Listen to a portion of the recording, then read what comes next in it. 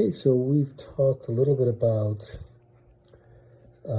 active galaxies and the idea that there is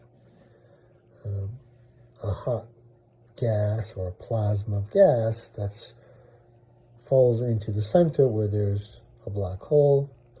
That black hole can be rotating. Here's the black hole. And we have seen that some of these systems produce jets. So let's make a drawing of a jet. So somehow this black hole accretion disk system produces a jet, and we've observed the radiation coming from here to be what's called synchrotron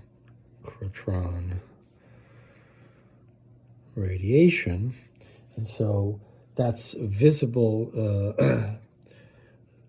that's observational evidence for the existence of magnetic fields. So really that's charged particles rotating around magnetic fields and producing a certain kind of radiation that's called synchrotron radiation. We have good evidence of this in the laboratory, so we understand this kind of radiation. So there are magnetic fields here, so let's say B fields. And so we want to study how magnetic fields can be brought to a black hole such that they contribute in some way to producing these powerful jets. So in order to do this, let's look at Maxwell's equations, which of course have magnetic fields in them, and see if we can combine them in some way. We'll make some simplifications in order to get an equation that tells us how magnetic fields can be brought to the near black hole region, and it will be by accretion. So let's write the curl of the electric field is equal to minus dB by dt, and the curl of the magnetic field is empty space, mu naught, current density, plus 1 over c squared dE by dt. And so we want to try to combine these equations to get one equation for the magnetic field. So let's say one equation for B, so we can study how B can change. So let's look at, we want to get rid of the electric field. Well, actually, we want to add one more equation to this, which is the current. Current is determined by electric and magnetic fields, by what's called Ohm's law. This is already a simplification. So the conductivity sigma of the medium determines the current given the electric and magnetic fields. This is just the Lorentz force law, right? So charged particles will move around and we'll get a current.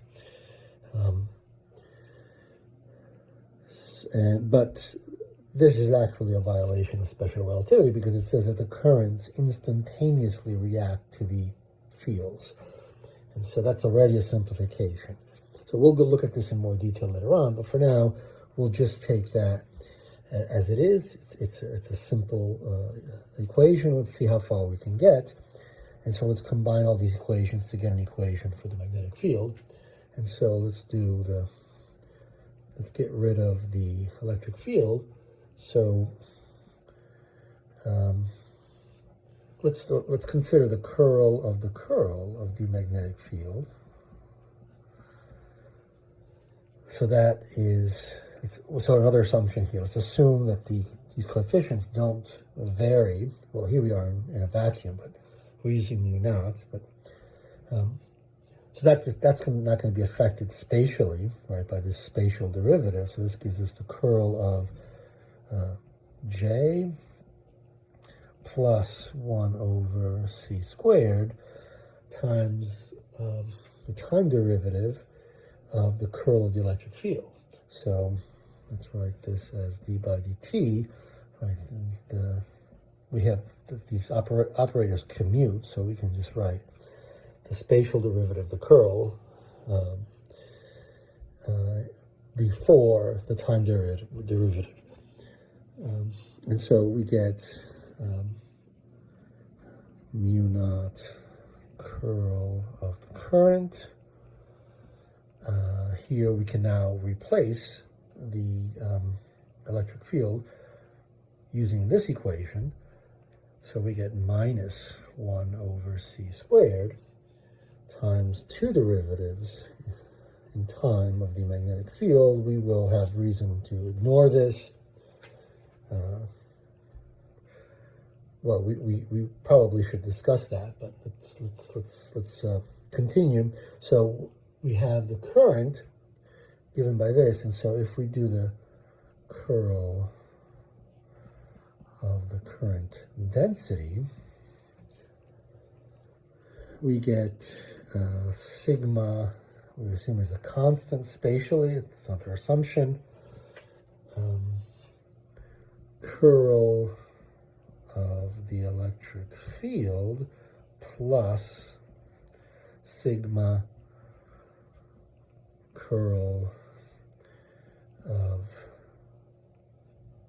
V cross B.